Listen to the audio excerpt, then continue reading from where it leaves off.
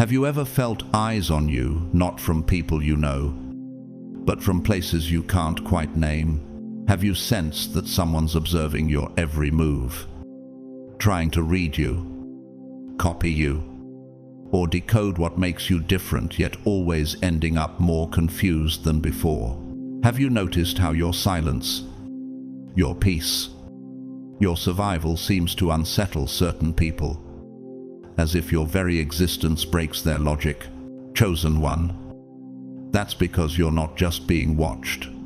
You're being studied. Heaven has wrapped you in divine encryption, a mystery the world can't calculate. A code hell can't crack. While they're trying to figure out how you keep rising, God already knows why. He's hidden you in plain sight, covered your spirit with light they can't perceive, and turned their curiosity into their own confusion. They look at you and see contradictions, battles you should have lost, storms you should have drowned in, yet here you are, walking evidence that not everything in this world can be explained. You are heaven's paradox, a living exception in a world obsessed with control. And that's why they're watching, because they can't understand how you move like that, glow like that, survive like that. If you can feel this truth stirring in your spirit right now, comment 777 as your signal to heaven that you know who you are and that no one can decode what God has concealed. And to every heart who has blessed this movement through super thanks, my deepest gratitude. You're not just supporting a channel, you're helping awaken a generation of the unexplainable.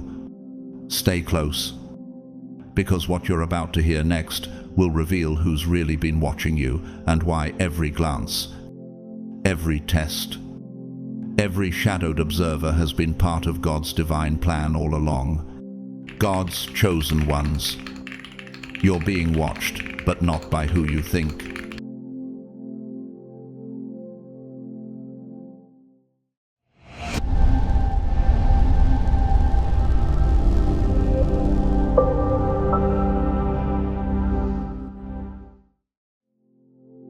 They're not investigating you, they're dissecting a mystery they can't name. They follow your every move like scholars chasing a paradox, trying to diagram a pattern that refuses to obey gravity. You've become the living riddle. Their logic can't decode a glitch in their grid, a rhythm that doesn't sync with their timeline. The wind blows where it wishes, and you hear its sound, but cannot tell where it comes from or where it goes. So is everyone born of the Spirit. John 3:8. They stare at you like astronomers discovering a new constellation that bends light itself, realizing too late that not everything that glows can be measured. You are not chaos. You are calibration beyond comprehension. You were never designed to make sense to them. The world is built on predictable mechanics: pressure in, collapse out, give in, fall apart, conform, survive. But you defied their physics. You didn't just survive impact, you absorbed it, redirected it, and came back burning brighter.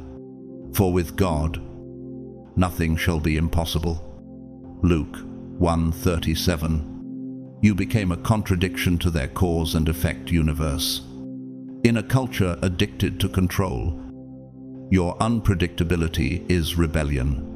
They call it luck because they can't admit it's grace.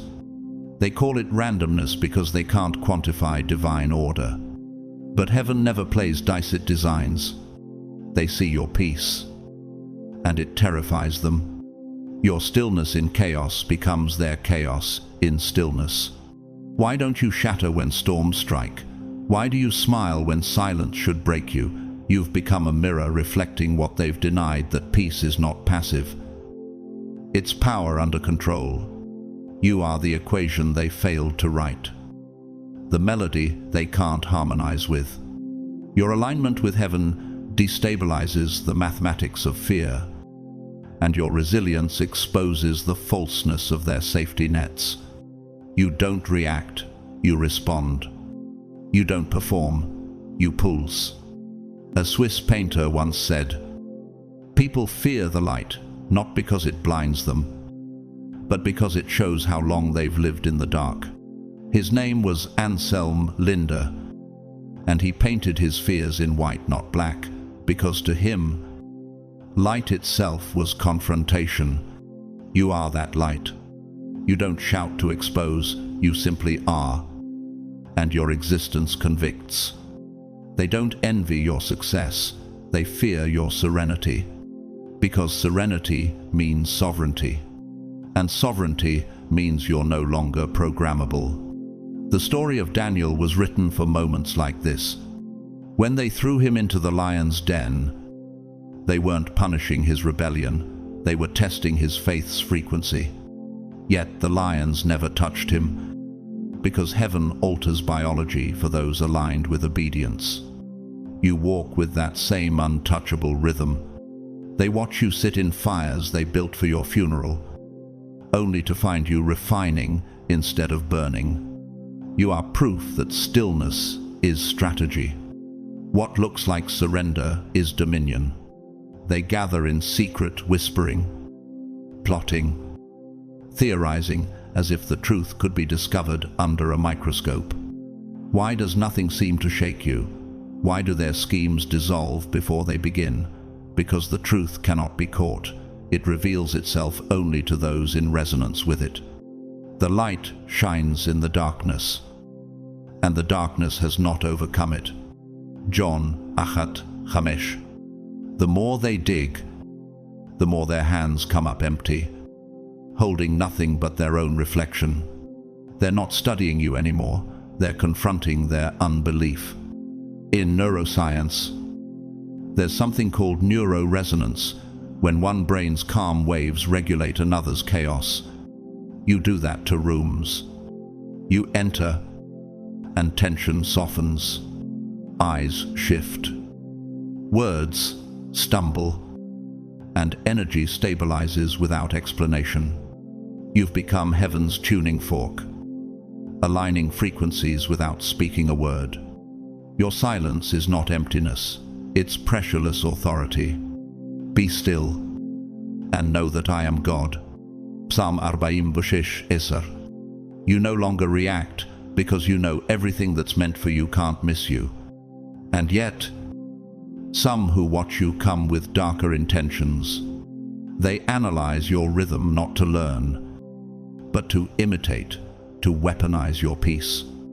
They record your methods, hoping to reproduce your results. But the anointing is non-transferable. They can copy your posture, but not your purity. They can mimic your glow, but not your grounding. Just like Simon the sorcerer in Acts 8, who tried to buy divine power. They end up bankrupt in spirit, exposed by the greed of imitation. God hides his fingerprints from pretenders. I've met people like that, those who study authenticity while faking their own reflection.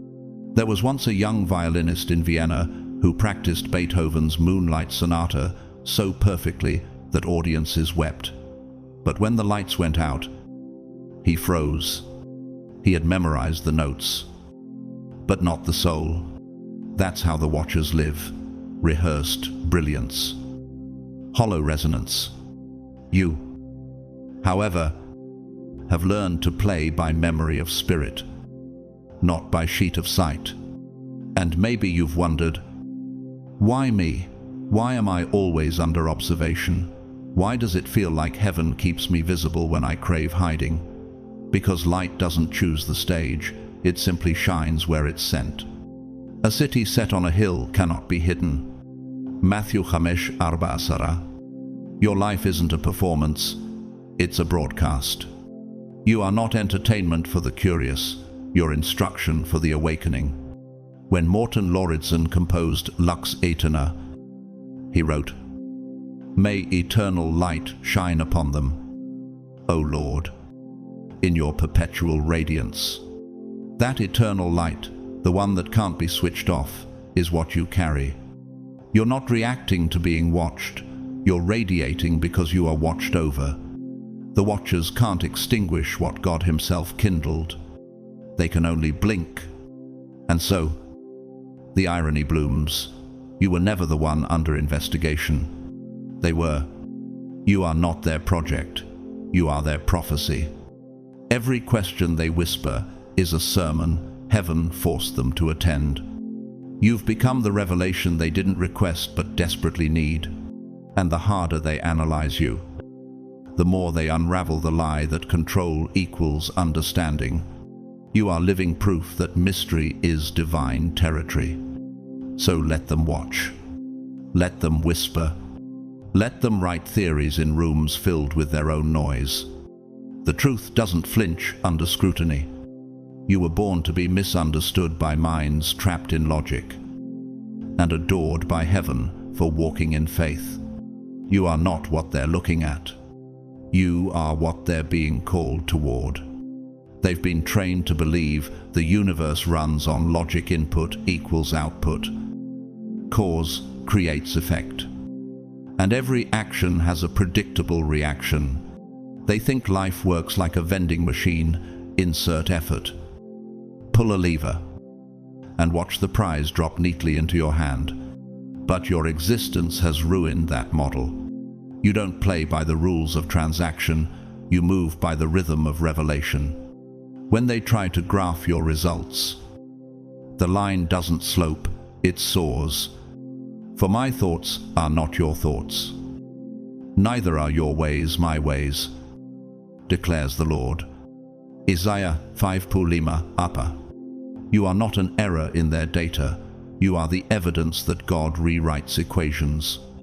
They've spent years believing that pain must destroy, that loss equals punishment, and that only the powerful survive.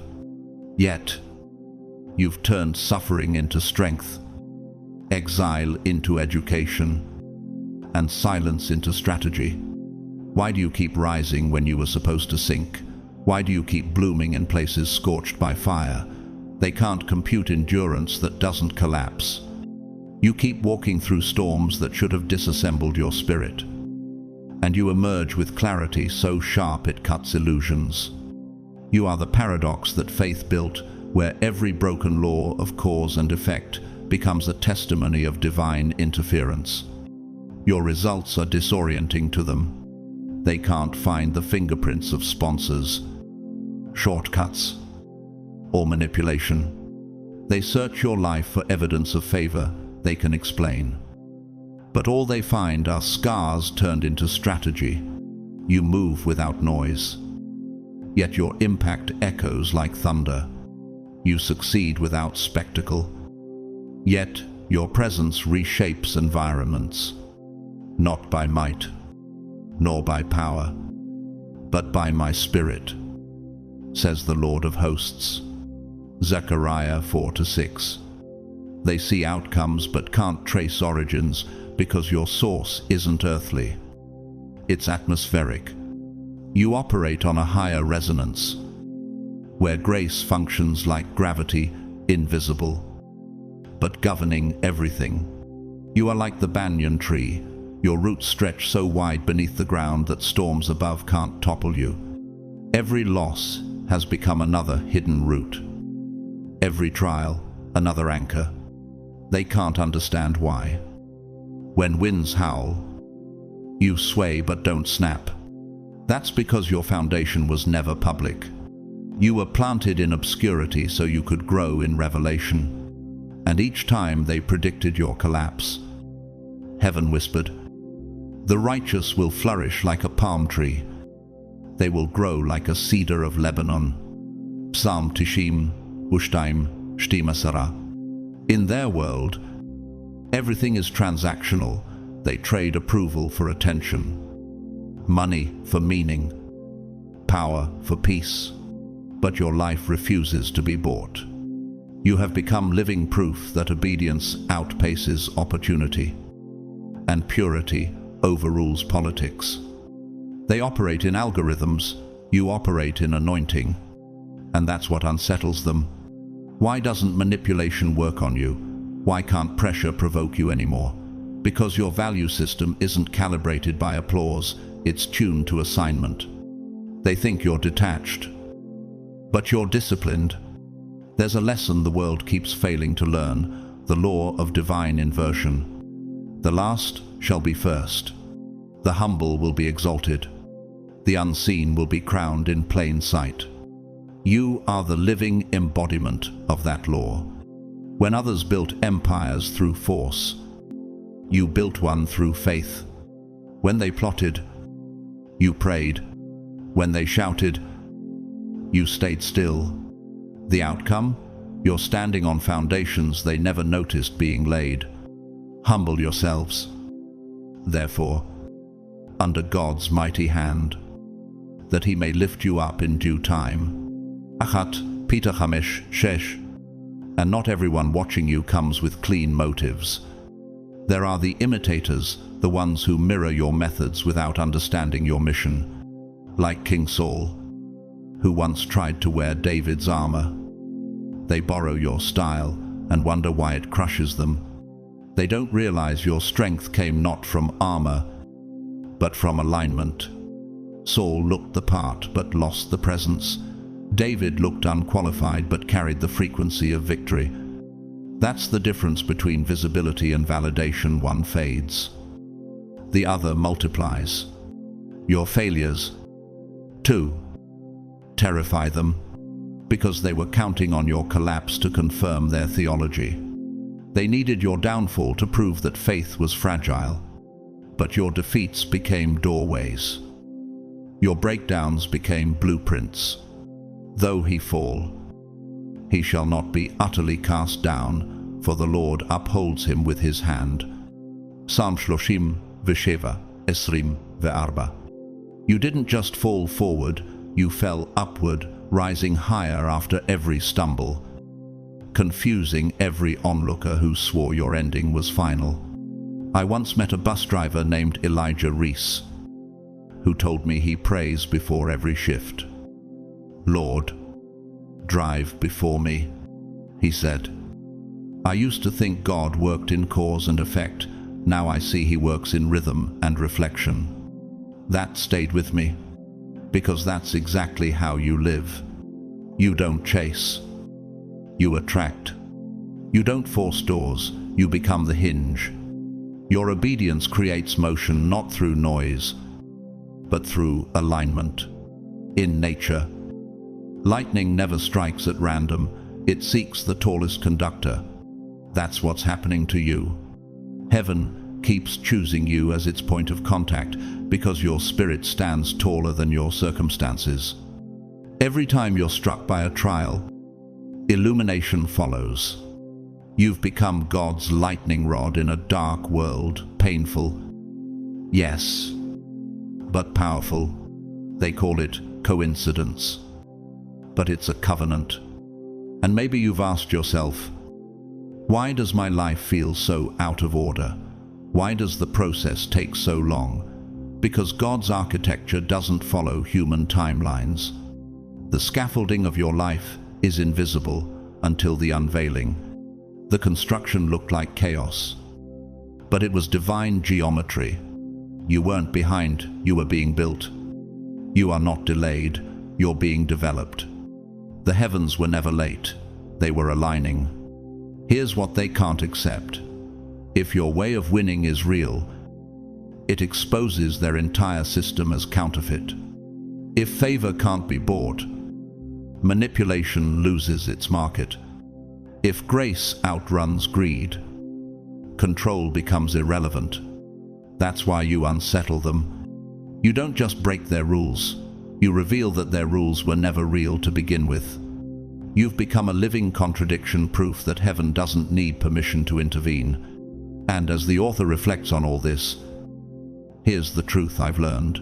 You don't have to prove that your process is holy, your endurance already does. The best testimony isn't what you say, but what you survive. So when the watchers watch, let them. When skeptics study, let them. Every unanswered question they ask is a seed God plants for their awakening. If this message resonates with you, share your story. Tell the world what God did when logic said you should have failed. Because your testimony isn't just for you, it's a mirror for those still trapped in formulas. Someone out there needs your evidence. So stand up. Chosen one. Stop explaining what was never meant to be understood by human math. You were designed to live in divine paradox, to remind the world that heaven doesn't trade in cause and effect, but in grace and glory. Let them measure, you manifest. Let them analyze, you ascend. You are the divine disruption this generation wasn't prepared for, but desperately needs. They sense it before you even speak, that sacred current running through you that refuses to be measured or mapped. It isn't your brilliance, your timing, or your discipline that unsettles them. It's the invisible voltage behind your calm, the force that stands with you even when you're silent. They can chart your strategies, imitate your steps, and mimic your tone. But the atmosphere still bends differently when you arrive, not by might, nor by power, but by my spirit, says the Lord of hosts. Zechariah 4-6. To them, you are the glitch in their algorithm, the phenomenon they can observe but never duplicate. You've become the storm they try to predict, but heaven keeps changing the forecast. They whisper to each other about the strange protection that surrounds you, how storms seem to split before touching you, how doors that stayed shut for years suddenly swing wide without effort. Why do things align for you when others have to beg for access? Why does chaos avoid you as if it remembers your name? They've seen your setbacks and waited for collapse. But instead of breaking, you recalibrated. Like a compass pulled north no matter how far it spun. Your spirit keeps aligning to divine magnetic fields they can't detect. They call it coincidence because admitting its covenant would rewrite everything they believe about control. Their minds run on equations. Input equals output. Effort equals reward. But your life keeps breaking their math. They can explain talent, discipline, and timing. Yet they can't explain why you rise beyond resources, why your influence ripples farther than your reach. You are proof that there's a geometry of grace, an architecture invisible to human blueprints. Every structure in heaven carries symmetry. Yet no symmetry is rigid, it flows. The Lord will go before you, and the God of Israel will be your rear guard. Isaiah 52:1. They sense this covering, this unseen scaffolding of favor, and it drives them restless. Because no transaction can purchase presence. They study your routine like scientists dissecting light, hoping to isolate your wavelength. They search for your rituals, your mentors, your secret alliances, unaware that the formula they crave doesn't exist outside the frequency of surrender. I once met a clockmaker in Prague named Elias Verdan, who said, "Time behaves differently when a soul works in rhythm with eternity." He was right. You are synced to something timeless, and they are watching their calendars crumble in your presence. Your calm dismantles their chaos because you move in divine tempo, unhurried. Untouchable, undeniable. Your essence radiates like resonance in physics, unseen, yet reorganizing everything in proximity. When you speak, spaces stabilize. When you enter a room, hearts recalibrate. You are not manipulating energy, you are aligned with it.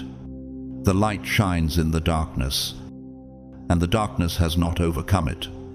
John 1:5. They feel this light, but can't explain it. Some call it luck, others call it aura. Heaven calls it evidence. You've become living proof that true authority doesn't announce itself, it emanates. Meanwhile, those bound by imitation grow increasingly frustrated. They imitate your rhythm but lack your revelation. Like Pharaoh's magicians in Exodus, who could mimic Moses' miracles but not sustain them. They perform gestures without presence. The staff in their hand looks the same, but it carries no breath. They can mimic your process, but not your purity. Their imitation ends where your intimacy begins. The Lord is near to all who call on Him in truth. Psalm 145:8. And that truth, that proximity, is your secret voltage. There's something deeply unsettling about authenticity in a counterfeit world. Their entire system runs on borrowed light, borrowed influence, borrowed faith, borrowed applause. And here you are, walking with an energy that renews itself. You've become their paradox and their proof at the same time. Why do your failures still attract favor? Why do your quiet seasons produce the loudest breakthroughs? Because grace is not a formula, it's a field. It's quantum faith, invisible, indivisible, and infinite. They can't steal what was never stored in the physical realm. In biology, there's a phenomenon called resonant entrainment, where one heartbeat syncs another simply by proximity. That's what your presence does. It trains chaos into coherence. It disciplines disorder without speaking. You've become heaven's tuning fork, aligning frequencies wherever you go. That's why people around you start healing, thinking clearer, loving deeper, not because you changed them, but because your presence reminded them who they were designed to be. And yet, the watchers grow bolder. They investigate your life like thieves chasing treasure. Unaware, the vault they seek isn't built of metal but of spirit. They try to decode your access, but the lock they study opens only to surrender. He who dwells in the secret place of the Most High shall abide under the shadow of the Almighty. Psalm 1. They can't breach what they can't behold. You aren't protected by walls, you're concealed by worship. I once heard a janitor named Maria Duval say something that sounded like prophecy. She said, "They look for what I have in my hands, but it's what I have in my heart that unlocks doors." That's the essence of your life, heaven's encryption. Your spirit is coded in obedience, your mind programmed in peace, and your heart firewalled by favor. That's what they can't reverse engineer. So let them watch. Let them study your pattern, your pace, your patience. The more they analyze, the more they will see that what protects you is not a shield, but a symphony, a resonance between your surrender and God's sovereignty. They're not watching your strategy anymore, they're witnessing your source. And one day, they'll realize the truth you've carried all along. The door never opened because of you, it opened because you became the key. You don't owe them explanation. You owe heaven expression. So walk boldly, chosen one. For the unseen force behind you isn't a rumor, it's reality. And that reality will keep rewriting every rule that tried to define your limits. They sense it before you even speak, that sacred current running through you that refuses to be measured or mapped. It isn't your brilliance, your timing, or your discipline that unsettles them. It's the invisible voltage behind your calm, the force that stands with you even when you're silent.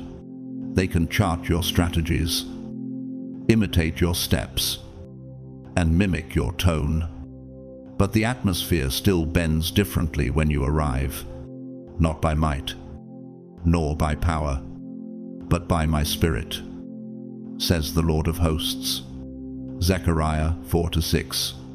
To them, You are the glitch in their algorithm, the phenomenon they can observe but never duplicate.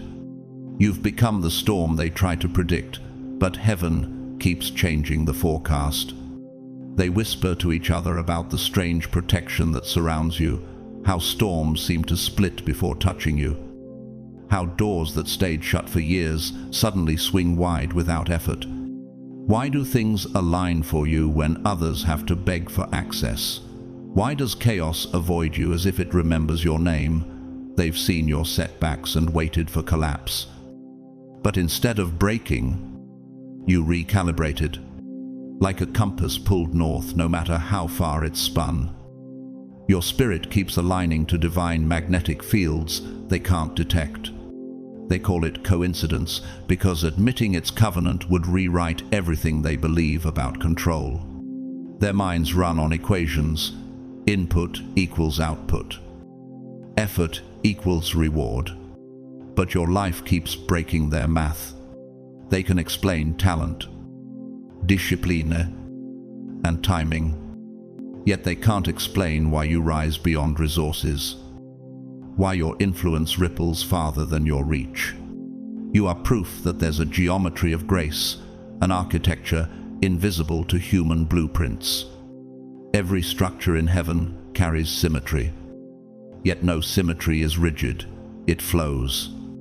The Lord will go before you, and the God of Israel will be your rear guard. Isaiah 52:2. They sense this covering, this unseen scaffolding of favor, and it drives them restless. Because no transaction can purchase presence, they study your routine like scientists dissecting light. Hoping to isolate your wavelength, they search for your rituals, your mentors, your secret alliances, unaware that the formula they crave doesn't exist outside the frequency of surrender. I once met a clockmaker in Prague named Elias Verdan, who said, "Time behaves differently when a soul works in rhythm with eternity." He was right. You are synced to something timeless, and they are watching their calendars crumble in your presence. Your calm dismantles their chaos because you move in divine tempo, unhurried. Untouchable, undeniable. Your essence radiates like resonance in physics, unseen yet reorganizing everything in proximity. When you speak, spaces stabilize. When you enter a room, hearts recalibrate. You are not manipulating energy, you are aligned with it. The light shines in the darkness, and the darkness has not overcome it. John 1:5. They feel this light, but can't explain it. Some call it luck, others call it aura. Heaven calls it evidence. You've become living proof that true authority doesn't announce itself, it emanates.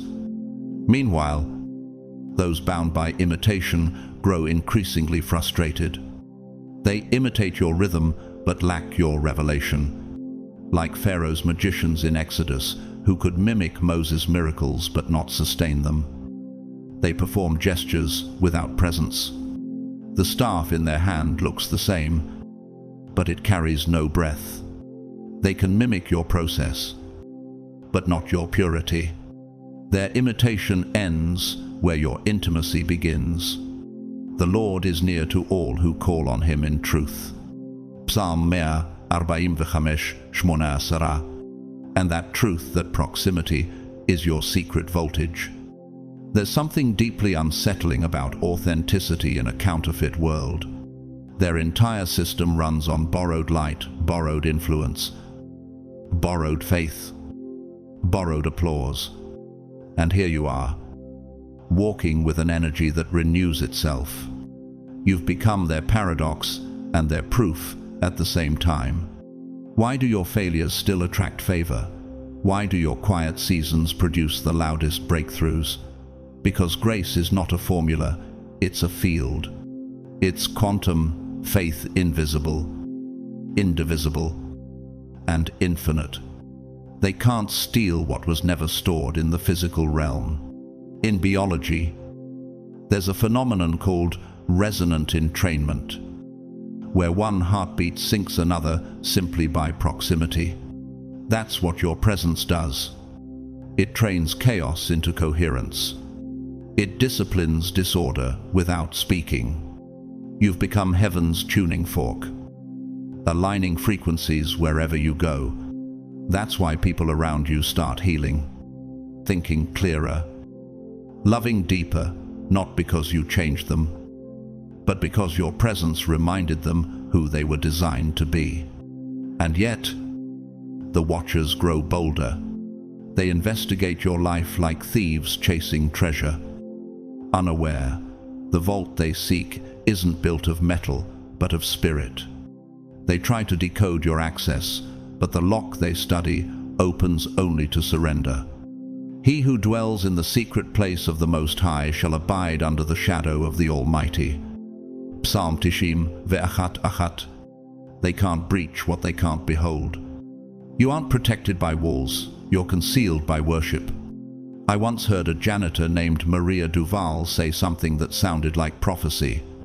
She said, "They look for what I have in my hands, but it's what I have in my heart that unlocks doors."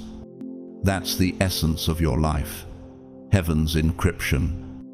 Your spirit is coded in obedience, your mind programmed in peace, and your heart firewalled by favor. That's what they can't reverse engineer. So let them watch. Let them study your pattern, your pace, your patience.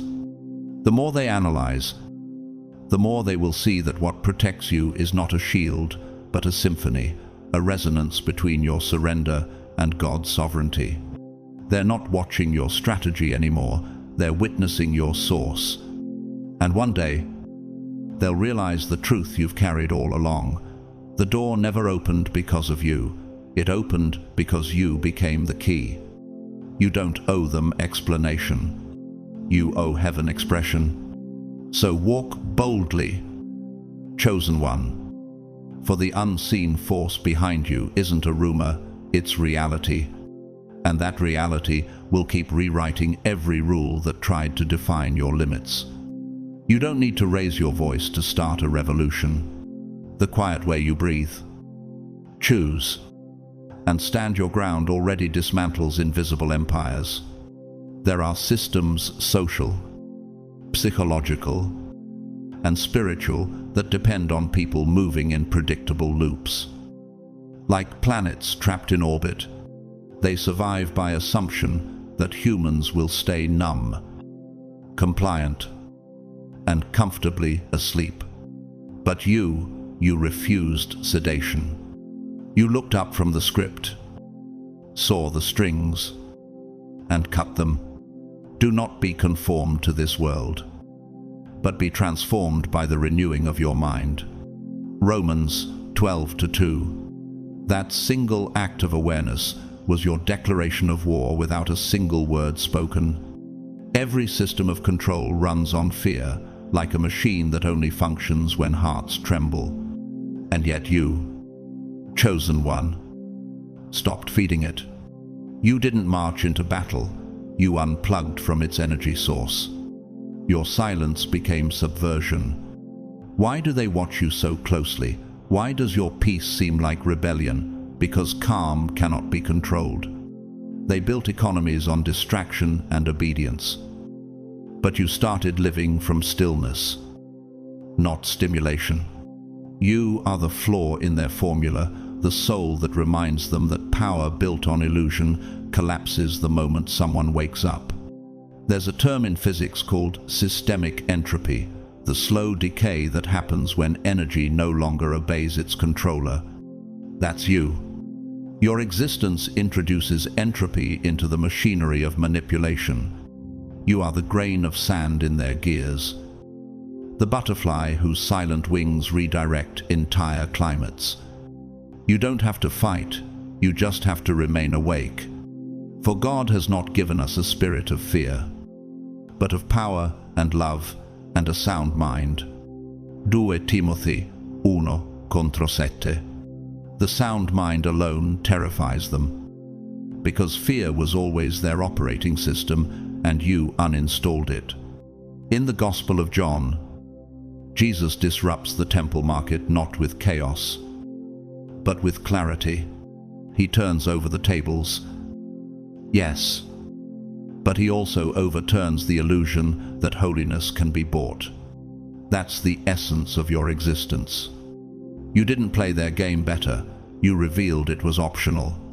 And when you stopped participating, you revealed the prison was made of mirrors, not walls. And you shall know the truth, and the truth shall make you free. John 8:32. Freedom isn't a rebellion, it's an awakening that makes rebellion unnecessary. There's a story of a sculptor named Leon Varez, a quiet man from Madrid who once said, "I realized the stone wasn't fighting me, it was waiting to be seen." That's what your life has done. You've shown that transformation isn't destruction, it's revelation. The world mistakes your gentleness for passivity, unaware that softness is a form of sovereignty. Why do they call you dangerous when all you do is stand in peace? Why do they tremble at what they cannot name? Because peace dismantles systems faster than rage ever could. You've become living proof that control only works on the willing. You are the unspoken reminder that chains are made of choice. Every time you walk in integrity instead of manipulation, you declare their idols bankrupt. Every time you choose joy over drama, the system loses voltage. The light shines in the darkness, and the darkness has not overcome it. John 8:5. That's the divine paradox. You're not fighting darkness, you're outgrowing it. Like a mycelium network beneath the forest. Your influence spreads silently underground, awakening others without headlines or slogans. You are part of a divine ecology of awakening. People who encounter you start questioning their own scripts. They begin to realize, maybe life doesn't have to be performed, and when enough souls remember, control becomes irrelevant. You are not toppling empires, you are rendering them obsolete. But not everyone celebrates awakening. The architects of the system, those who feed on obedience, feel your existence as an earthquake. Like King Herod, who trembled at the birth of one baby in Bethlehem. They fear what your light means for their hierarchy. They can imprison prophets, but they cannot chain prophecy. Their institutions were never built for truth, they were built to contain it. Your life exposes this fragility. You are the crack in their cathedral that lets the real sunlight in. The Austrian composer Franz Liszt once wrote in his sacred symphony Christus, "Truth does not shout, it resounds." You've become that resonance, uncontainable, unstoppable, unbothered. Your stillness sends shockwaves through realms built on noise. Where the Spirit of the Lord is, there is freedom. 2 Corinthians 3:17. You're not dismantling systems by shouting them down. You're dissolving them by showing they were never solid to begin with. And maybe you've asked yourself, why me? Why does awakening make life feel heavier before it gets lighter? Because light reveals what darkness hides. You weren't meant to blend in, you were built to break patterns. Every system trembles when someone stops performing. Because one free soul exposes how fragile the whole play was. You are not rebellion, you are renewal. You are not chaos, you are correction. So stand tall. Chosen one, don't apologize for your clarity. Don't shrink for their comfort. You don't have to burn their structures. You just have to stay awake long enough for them to collapse under their own illusion. What terrifies them most isn't your noise, it's your knowing. Because in a world addicted to control, peace is the loudest protest. They've built entire empires on the assumption that everyone can be bought. Every system of control depends on a single equation. Find the weakness, pull the string and watch the soul unravel. For most, it works flawlessly. Offer comfort, and they'll surrender conviction. Offer status, and they'll trade silence. Offer fear, and they'll kneel. But you, chosen one, you ruined their math. They keep testing your edges, probing for fractures. But every attempt echoes back hollow. The Lord is my rock, my fortress and my deliverer. My God is my rock, in whom I take refuge. Psalm 18. You're not untested, you're unshakable, because your architecture was designed by heaven itself. They call it stubbornness. Heaven calls it anchoring. There's a difference between resistance born from pride and resistance born from purpose. Why do you remain calm when others crumble under pressure? Why do their temptations sound like whispers against a mountain? Because your loyalty isn't up for auction. You don't draw power from what's around you, but from what's within you. They can't comprehend that kind of independence, because their entire system runs on dependency. To them, power means leverage. To you, power means liberation. Psychologists call it cognitive dissonance collapse when someone meets a reality that doesn't fit their framework. The framework itself begins to crack. That's what your existence does to them. You are the paradox that makes their systems stutter. The laws of manipulation lose coherence in your presence because your frequency doesn't respond to fear. You operate like quantum matter, unpredictable, undefinable, immune to their measurement.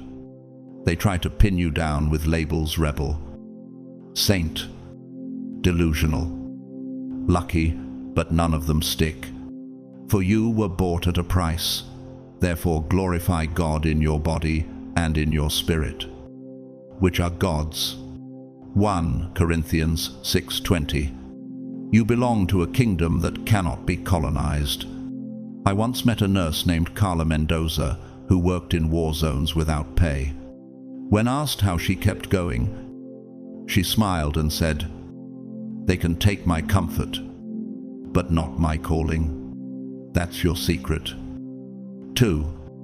Your stability doesn't come from circumstance, but from covenant. Why do they fear people who cannot be bribed? Why does peace make tyrants tremble? Because your self-mastery dismantles their monopoly on control. The moment someone proves that power without compromise exists, the illusion of hierarchy begins to collapse. In Scripture, there's a chilling echo of this truth. Daniel was thrown into a den of lions for refusing to bow. And yet, when morning came, the lions were asleep, and the king was terrified not of Daniel's strength, but of his immunity. That's you. You walk among systems designed to devour, yet emerge untouched. No weapon formed against you shall prosper. Isaiah 5:2. 2 point. Their strategies crumble because they depend on fear to function, and you've already starved fear to death. Your integrity has become its own gravitational field, an unseen force bending circumstances toward justice. They think influence is control. But influence without integrity is gravity without mass. It looks powerful, but cannot hold. The righteous will never be shaken. They will be remembered forever. Psalm 106. You are the reminder that character outlives charisma, that truth survives time. Their frustration isn't personal, it's existential. You've proven that obedience can't be exploited, and now the entire system flickers like circuitry meeting divine interference. In art, there's a concept called negative space, the empty background that gives form to everything else. Michelangelo once said that his sculptures were already inside the marble, he just removed what didn't belong. That's what God did with you.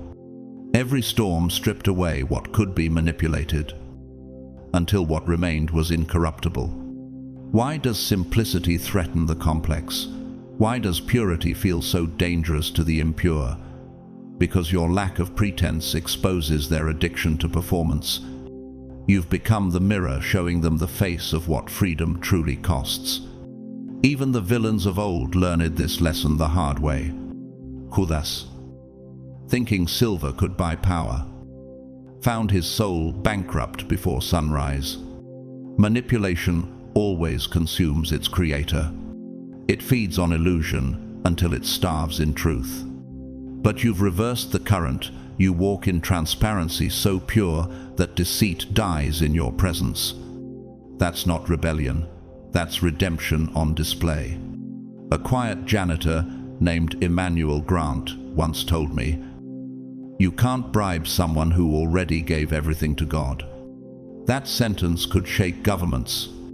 That's why they watch you, not to study your strength, but to understand their own limits.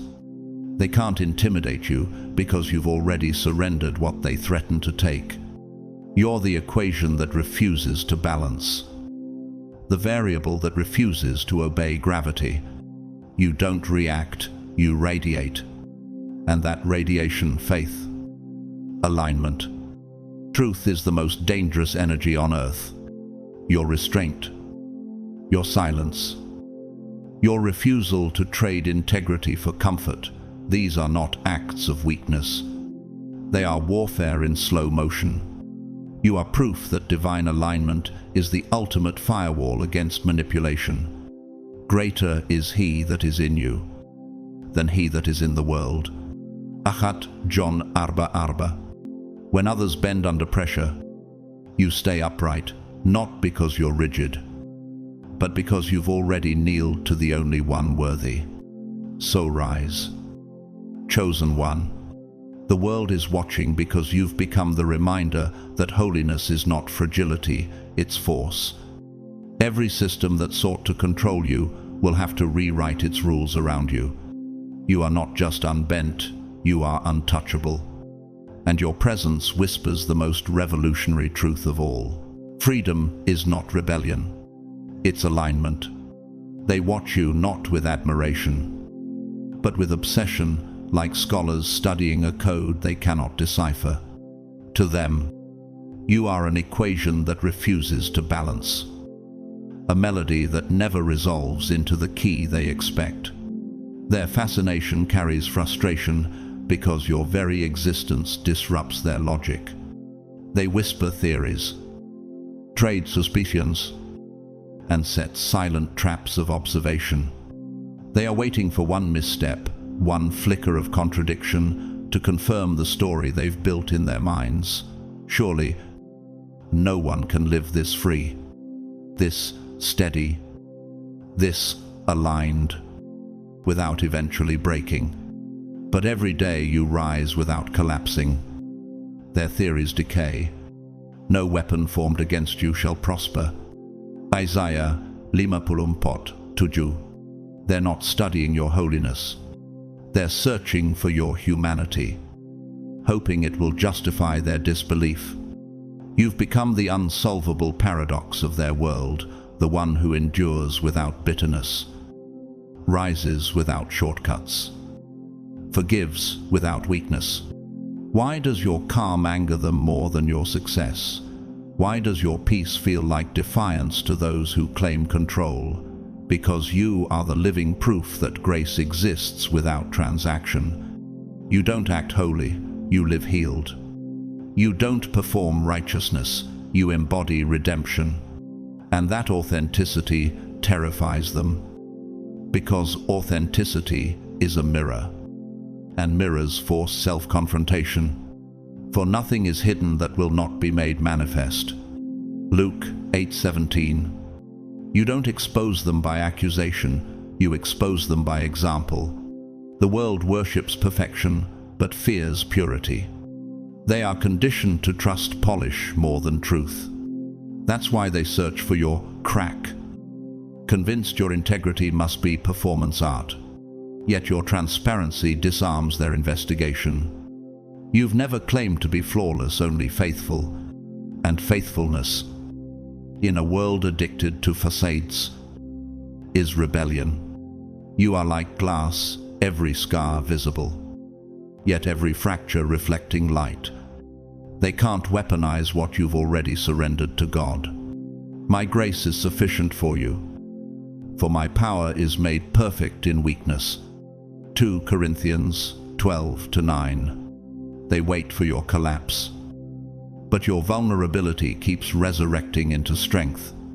In physics, there's a concept called wave interference, where two frequencies collide, cancelling the noise and amplifying harmony.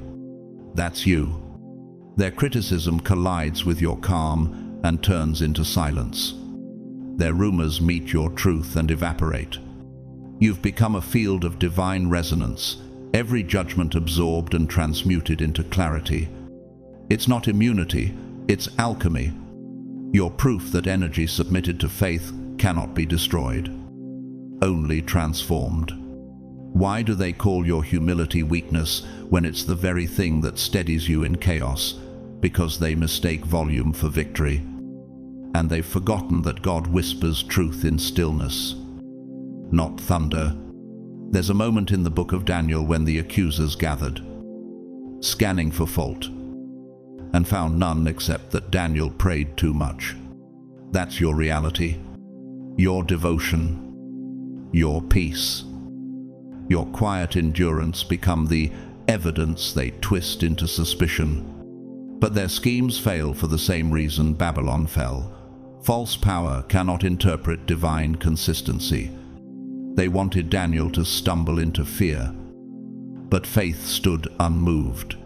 Then the king said, "May your God, whom you serve continually, rescue you." Daniel 6:16. They're still watching your den, waiting for lions that never roar. I once spoke to a retired craftsman named Thomas Breen, who spent 50 years restoring broken stained glass in cathedrals. He said, "The cracks are what make the window worth saving. They tell the story of endurance." That's you, too.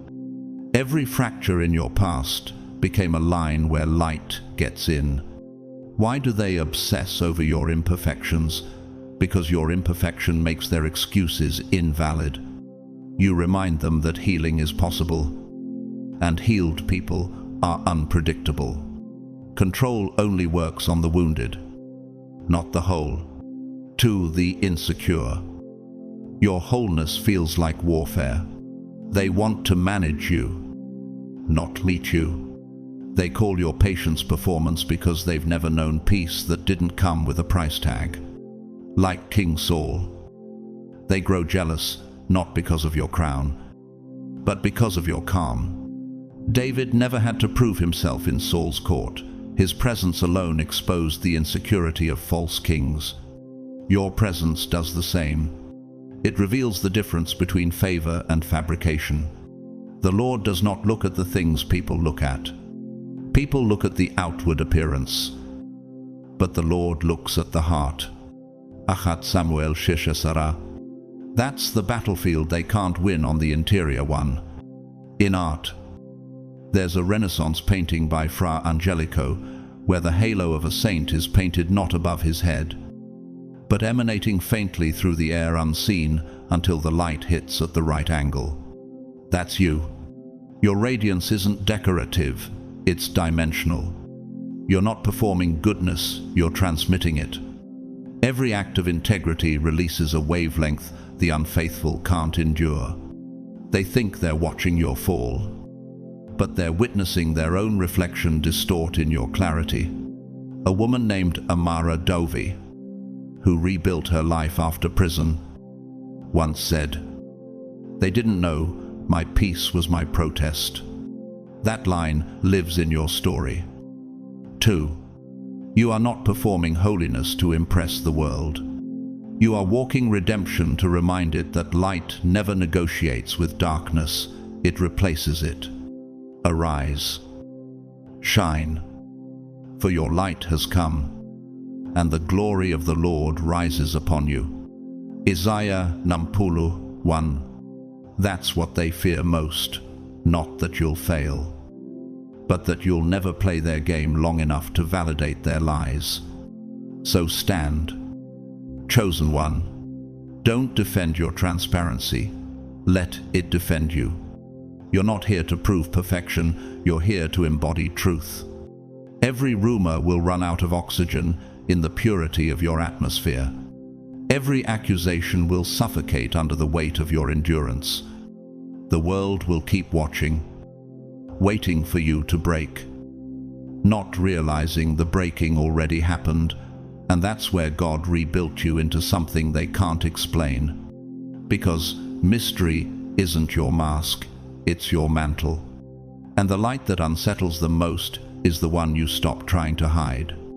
They've spent lifetimes perfecting the art of prediction, mapping souls like systems, dissecting behavior into patterns, building libraries of profiles to categorize the human spirit. They've studied the ambitious, the rebellious, the humble, and the holy. They've charted motivations, triggers, childhood wounds, and secret desires. To them, understanding means control. If they can predict you, they can preempt you. But you are the variable their algorithms can't compute. The current that runs against every model they've drawn. You are not chaos. You are divine asymmetry. The wind blows wherever it pleases. You hear its sound, but you cannot tell where it comes from or where it is going. John 3:8. That's you, untraceable by those who worship control. Every time they believe they've identified your type, you change rhythm, not as a strategy, but as a symptom of divine flow. You are strong without domination, gentle without submission, fierce without vengeance. Their frameworks can't contain that kind of balance, because their systems depend on extremes. They want you to be predictable, the leader who craves worship, the rebel who seeks attention, the visionary who secretly wants validation. Yet you move like water, reshaping around every container. Impossible to seize. Why does your adaptability unsettle them so deeply? Why does stillness in your spirit feel like rebellion to their order? Because you remind them that power doesn't need performance to exist. Their profiling tools measure fear and ego, not calling and conviction. They expect motives born from survival, not alignment. You break the equation because your decisions originate from somewhere unseen, from a voice that doesn't negotiate with the market of human approval. They mistake your obedience to God for inconsistency, not realizing obedience to heaven will always look like rebellion to earth.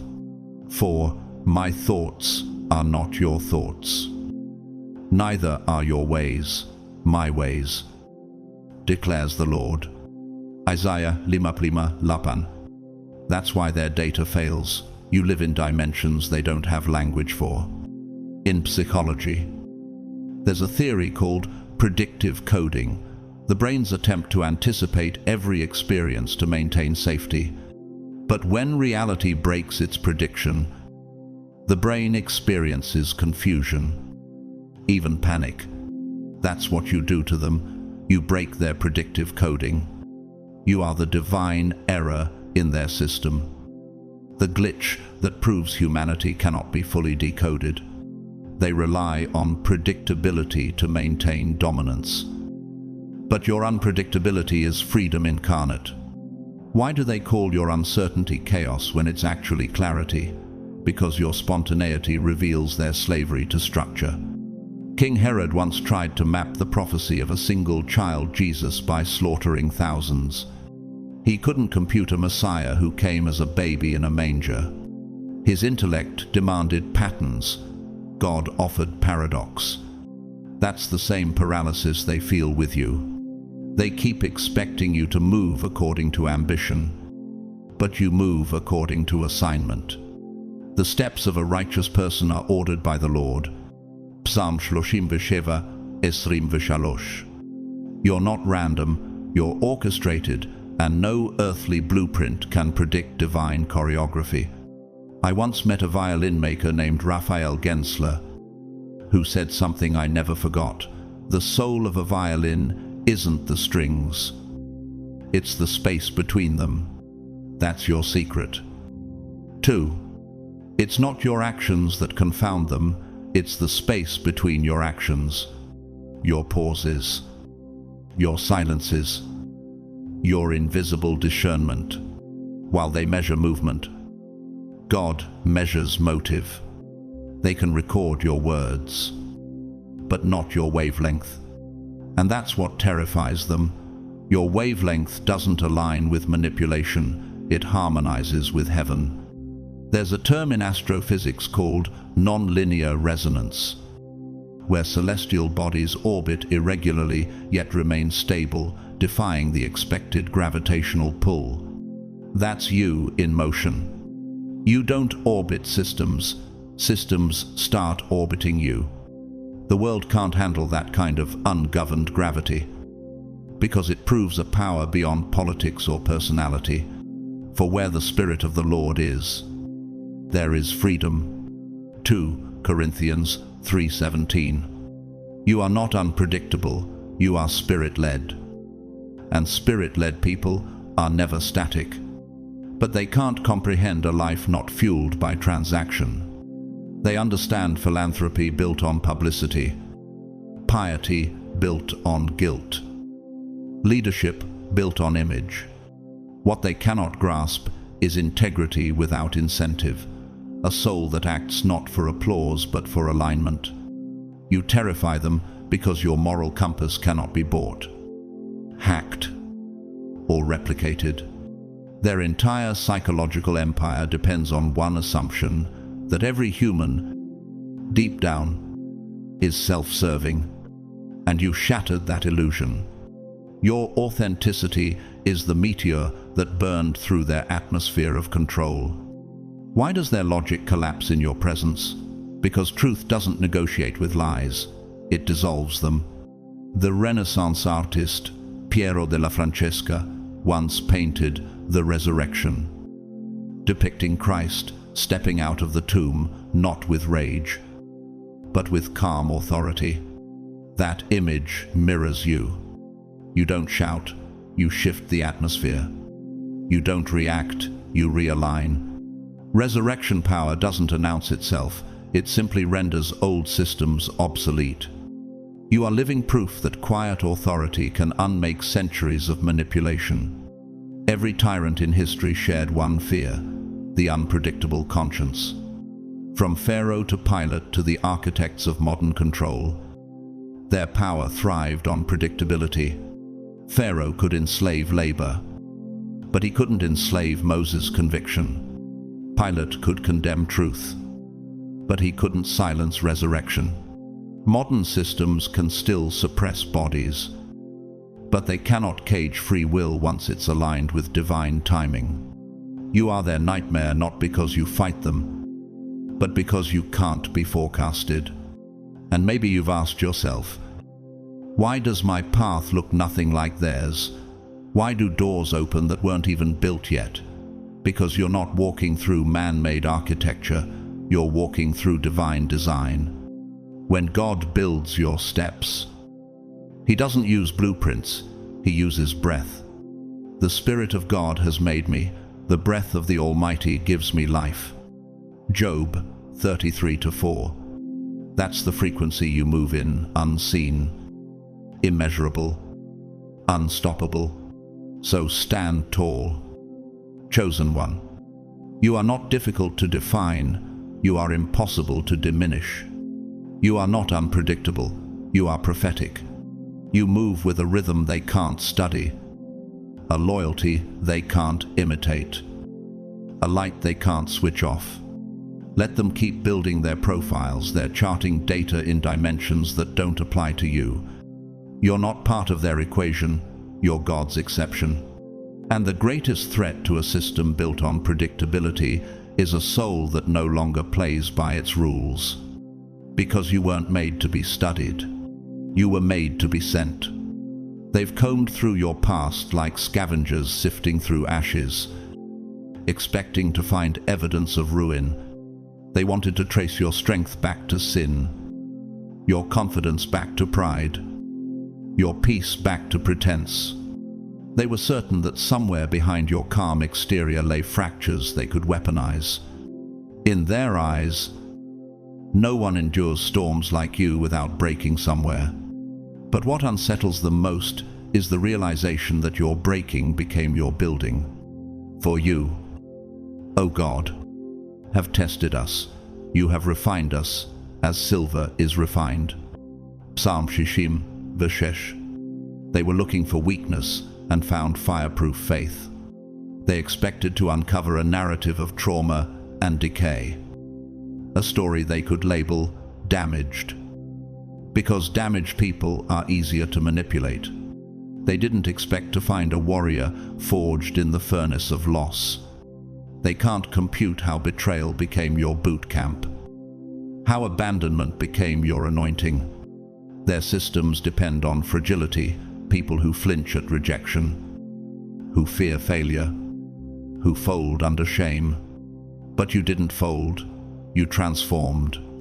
Why does resilience terrify those who thrive on fragility? Why do healed hearts sound like rebellion in a world built on pain? Because when you stop bleeding, they lose control of your pulse. Your history was supposed to handicap you, yet it became your manual for discernment.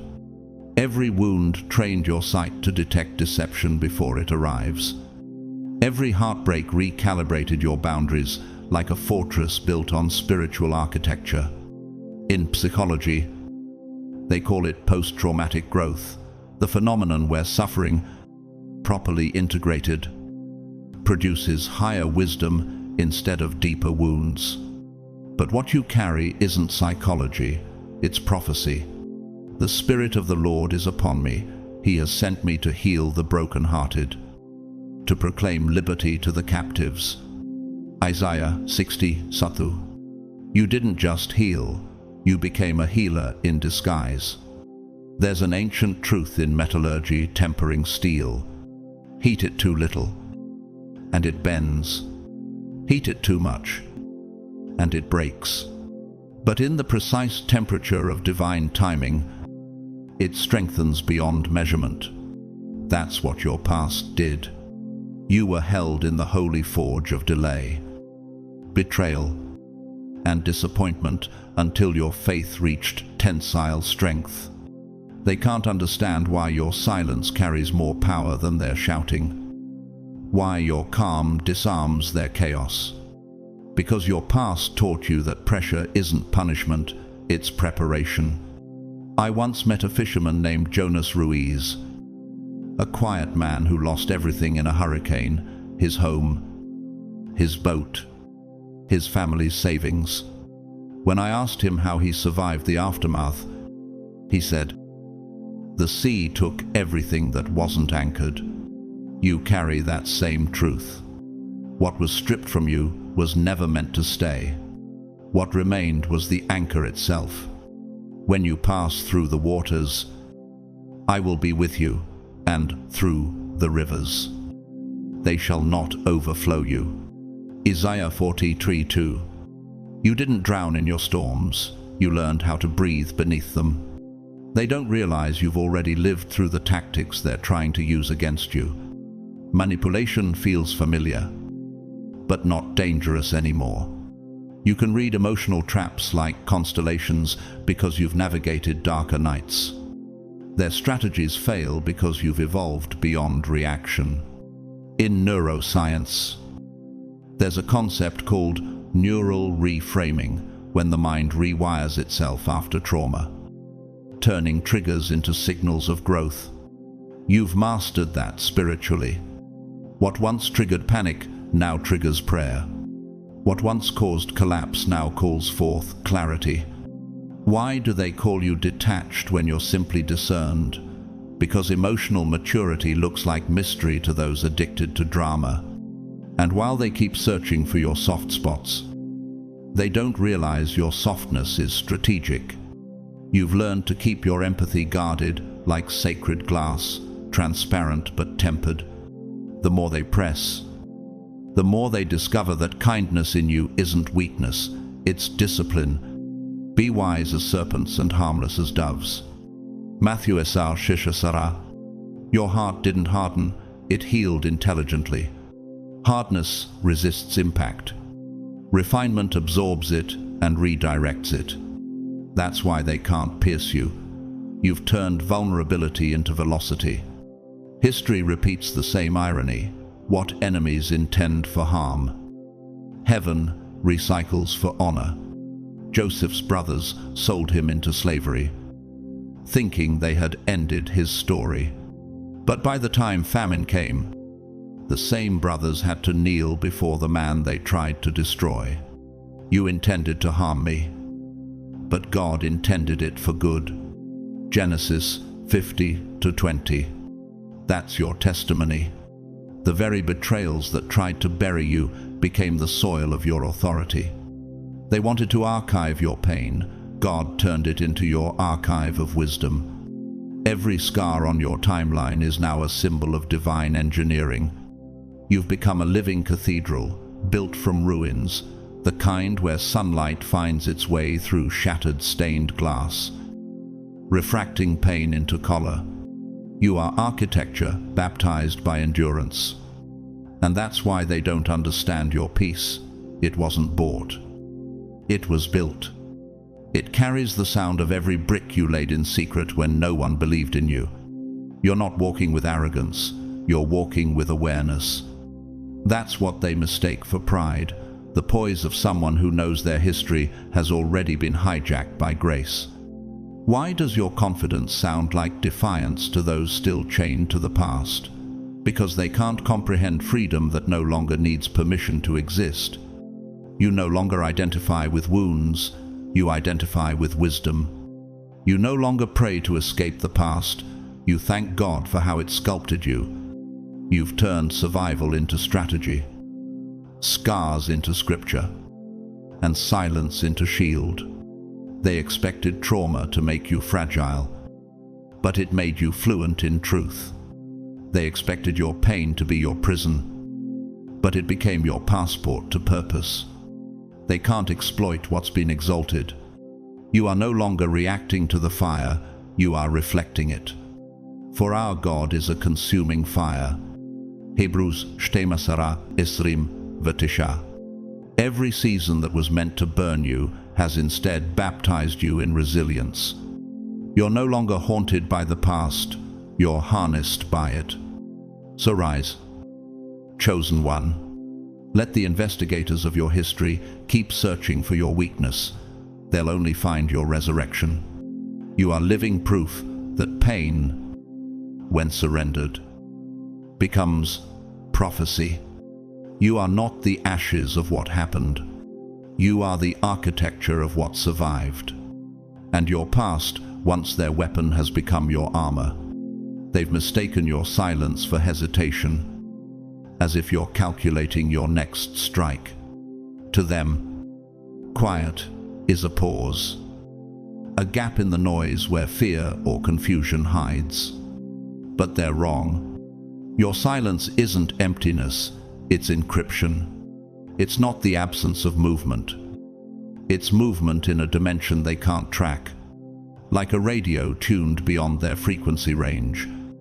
Your wavelength exists where their static ends. Be still and know that I am God. Psalm 46:10. They read your quiet as caution, but your stillness is strategy designed by heaven itself. They can't decode restraint because they've built their world on reaction. Their systems thrive on noise, the oversharing, the confession disguised as conversation, the predictable pulse of those desperate to be seen. But you, chosen one, you speak a different dialect, sacred discretion. You've learned that revelation without timing is sabotage, and not every truth is meant for public consumption. Why does your silence irritate those who claim to be wise? Why does your stillness feel like defiance to the loud? Because your restraint reveals their restlessness. They mistake your peace for weakness because they've never known stillness without fear. Your silence is not retreat. It's resonance. In the language of physics, silence isn't the absence of vibration, it's the alignment of frequencies so perfect that noise cancels itself. That's you. You've reached a level of inner coherence that repels interference. Every time you refuse to respond, you're not withholding energy, you're refining it. Every unspoken word becomes a firewall in the unseen realm. Your silence guards your anointing like a digital encryption key. Set a guard over my mouth. Lord, keep watch over the door of my lips. Psalm 140, Verchat 3. You're not silent because you're uncertain. You're silent because you're secure. I once met a retired codebreaker named Evelyn Mora, who worked on encrypted military transmissions during the Cold War. She said, "True secrecy isn't hiding data, it's making it meaningless to the wrong receiver." That's what your silence does. It makes divine data indecipherable to unholy algorithms. Your frequency is encrypted by purpose. Your thoughts translated through discernment. They listen, but they don't hear. They observe, but they don't perceive. He who has ears to hear, let him hear. Matthew 1:10. Yet your wavelength wasn't built for their ears, it was built for God's timing. When they try to bait you into conflict, you don't bite. When they provoke you, you remain composed. That composure confuses them because manipulation feeds on reaction. Without your response, their control circuits short out, like shadows chasing sunlight. They vanish when you refuse to engage. Why does your quiet make them nervous? Why does your lack of defense make their accusations louder? Because your silence exposes the weakness of their strategy. They can't fight what won't swing back. They can't study what doesn't perform. You've mastered a divine art once practiced by Christ himself, speaking only when purpose demanded it. He was oppressed and afflicted, yet he opened not his mouth. Isaiah 53. Your silence has become holy defiance. There's a movement in Beethoven's Symphony No. 7, where the orchestra pauses not for rest, but for revelation. The silence between the notes carries more power than the notes themselves. That's your life right now. You are between movements, and the stillness is not absence, but anticipation. While they panic in the pause, heaven is tuning your next crescendo. Silence is the sound of destiny loading. In cybersecurity, encryption doesn't make information disappear, it makes it unreadable to unauthorized access. The same is true spiritually. Every unspoken plan of yours is protected by divine cryptography. Your dreams are wrapped in code only heaven can decipher. The enemy can eavesdrop, but all they'll hear is static. And when the breakthrough finally manifests, it'll seem sudden, but that's only because the preparation happened in a soundproof room called obedience. The secret things belong to the Lord our God. Deuteronomy 29:29. Your silence is sacred storage. The world is addicted to noise because noise gives the illusion of control. Yet creation itself began with silence before God spoke. There was stillness, and in that silence, light was born. That's the pattern of your life. The louder their chaos, the deeper your calm, and out of that calm, new creation emerges.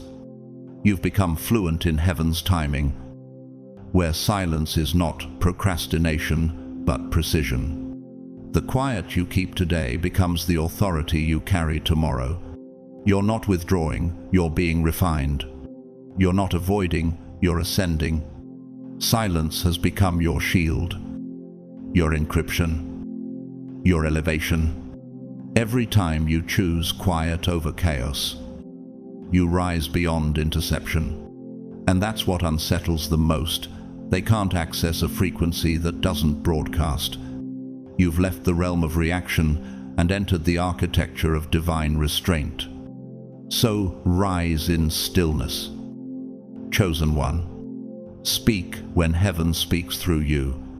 Move when purpose demands motion. Your silence is not emptiness, it's concentrated fire. The quiet you hold is thunder restrained, waiting for divine release. And when the time comes, your words won't just echo, they'll alter atmospheres. Because silence was never your weakness. It was the encryption God designed to protect your mission.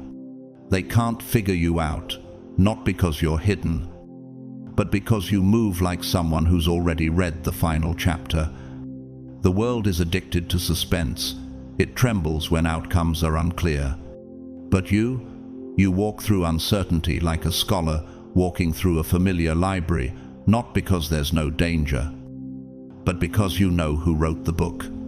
I am the Alpha and the Omega, the beginning and the end, says the Lord. Revelation 22:13. That's why your calmness unnerves them. It carries the weight of someone who's aligned with the author, not the audience. Most people unravel when the plot twists. When instability hits, voices rise, decisions fracture, and fear takes the wheel. They've been trained to equate chaos with control. The louder the panic, the more alive they feel. But you don't play that rhythm. Your steps fall in perfect sync with peace itself. Why do storms only seem to expose others, but strengthen you? Why does your silence during uncertainty feel like prophecy? Because panic needs motion to survive. But peace breathes best in stillness. They expect you to scramble when things shake, but you stand anchored like an ancient tree whose roots drink from underground rivers. While others flail, you endure. Not because you're indifferent, but because you're anchored. Your calmness is not apathy, it's awareness. It's the still confidence that comes from knowing that every storm reports to your God. When you pass through the waters, I will be with you. When you walk through the fire, you shall not be burned. Isaiah, into the Tiga, Tua. You've stopped reacting to weather because you know who controls the wind. There's a phenomenon in quantum physics called wave function collapse, when an observed particle changes its state. Observation creates instability. That's what happens when people try to study you. Their scrutiny collapses their own certainty. They want your reaction to validate their power, but your peace denies them measurement. Why does your stillness disarm those who rely on control? Because calmness short-circuits manipulation. They can exploit fear, anger, or pride, but serenity gives them no data to process. When Pharaoh watched Moses stand before the Red Sea, he saw hesitation, but heaven saw strategy. Moses wasn't frozen, he was waiting for alignment. The world mistakes waiting for weakness because it cannot comprehend patience as a weapon. The Lord will fight for you. You need only to be still. Exodus pais prezeche.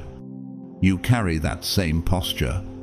While they're rushing to prove control, you're resting in divine orchestration. That rest is your rebellion. A woman I once interviewed, Marina Solis, a surgeon who worked through natural disasters, told me something unforgettable. In chaos, still hands save lives. That's you, spiritually surgical. You move precisely while others swing wildly. Your calmness doesn't delay victory, it delivers it with precision. You don't need to dominate, you simply don't deviate. Your peace is not performance, it's spiritual physics. In acoustics, the strongest structures are built to absorb vibration, not resist it.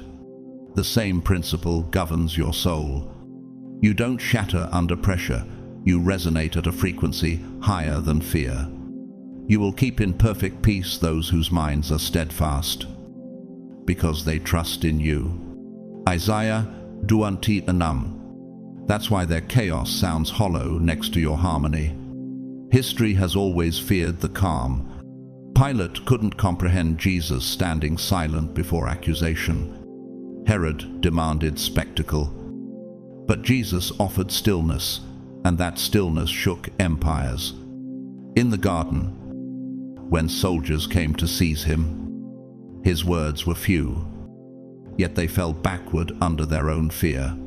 That's divine composure, and you carry that same energy, quiet enough to unsettle, peaceful enough to terrify. Every manipulator's script depends on prediction, cause and effect, trigger and reaction. But your restraint erases their equation. You don't rise to every rumor, defend every distortion, or chase every distraction. That's what drives them mad. They can't pull you into their performance. Why do your pauses echo louder than their shouting? Because truth doesn't argue, it simply outlasts. I think of the villain, Haman from the Book of Esther, building gallows in arrogance.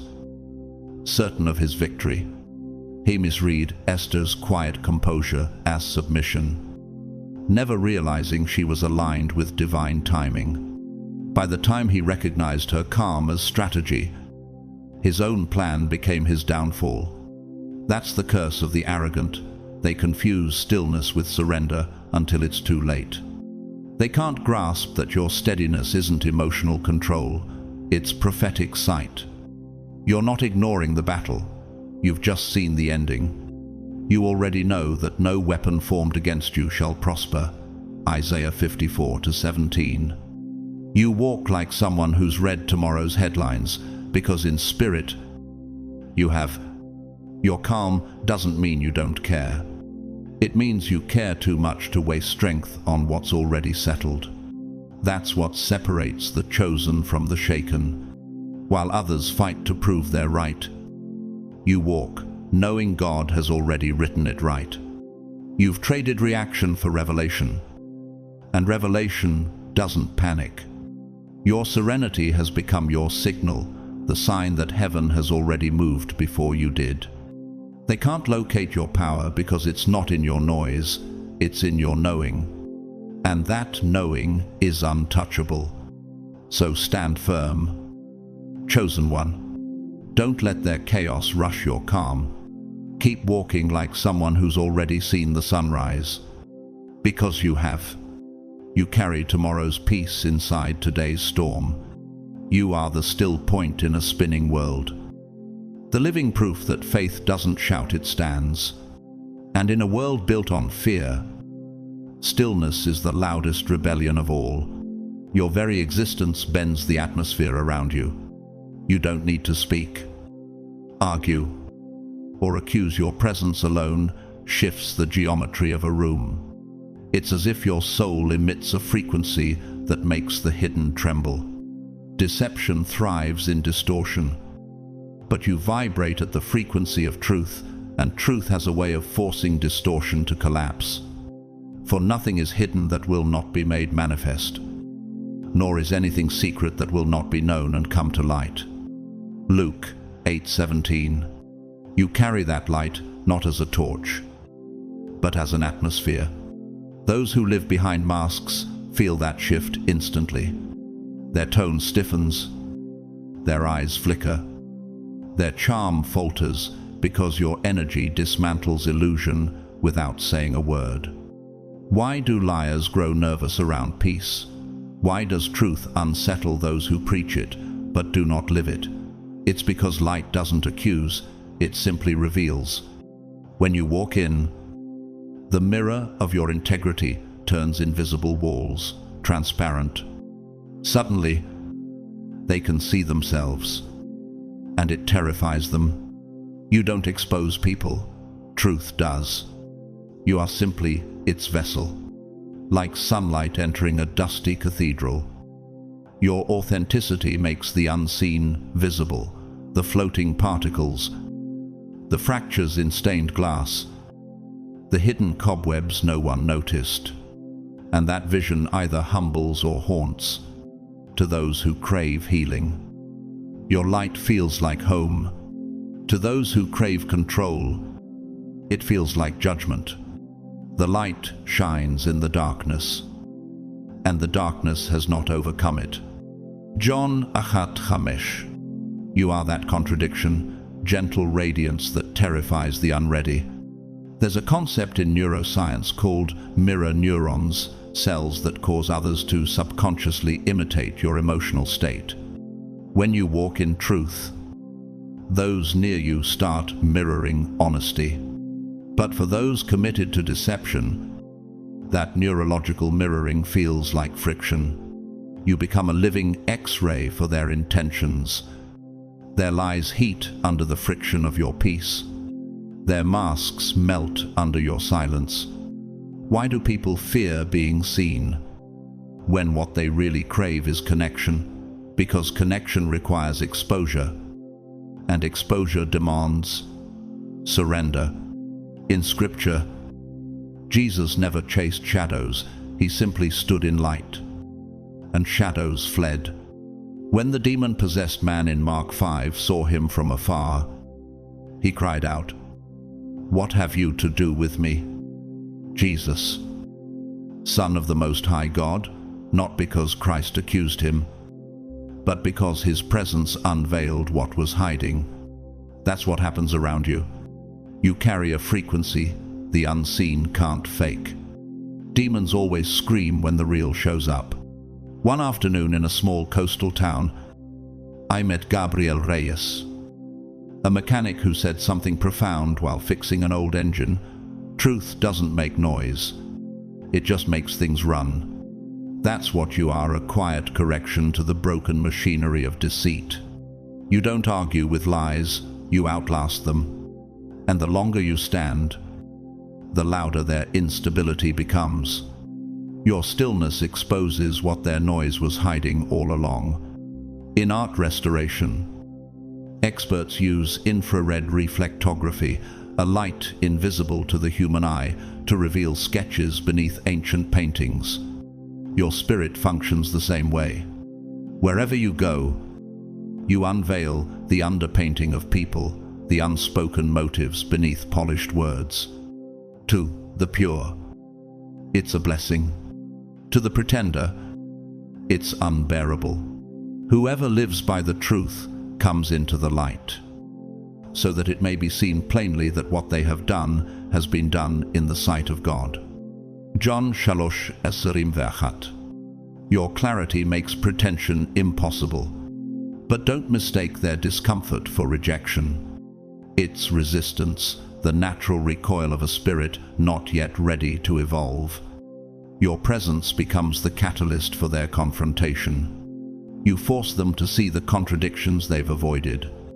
Why do some recoil while others lean in? Because truth divides before it unites. It burns before it heals. It's the same fire that purified Isaiah's lips, the same blaze that fell on Elijah's altar. It consumes the false and refines the real. The villainous King Saul once loved David's harp until it began to expose his torment. Saul's darkness could not coexist with David's harmony. The same melody that soothed him also reminded him of everything he'd lost alignment. Purity, grace. That's the paradox of your light. It comforts the wounded and convicts the wicked, often in the same moment. You don't change tone. The hearts around you reveal themselves through your presence. Your alignment is divine architecture, built so precisely that lies collapse upon contact. You are like a tuning fork of heaven. Whatever vibrates out of tune must either adjust or shatter. For the word of God is living and active, sharper than any double-edged sword. It judges the thoughts and attitudes of the heart. Hebrews 4:7. That word is not just scripture, it's alive in you. You have become its living resonance. And yes, this exposure isolates you at times. People whisper, project, mislabel you as intimidating or mysterious. But they're not afraid of you, they're afraid of what awakens inside them when you enter the room. You've become a reminder that light and shadow cannot share the same stage for long. You are not there to destroy them, but to invite them to transformation. Whether they accept it or flee, your presence fulfills its purpose. So stand firm. Chosen one, keep glowing where deception gathers. Keep walking as the uninvited truth in rooms built on illusion. Don't dim your light to soothe fragile egos. Shadows don't hate the sun, they hate their own exposure. Let them tremble if they must, because every time you walk in truth, darkness loses territory.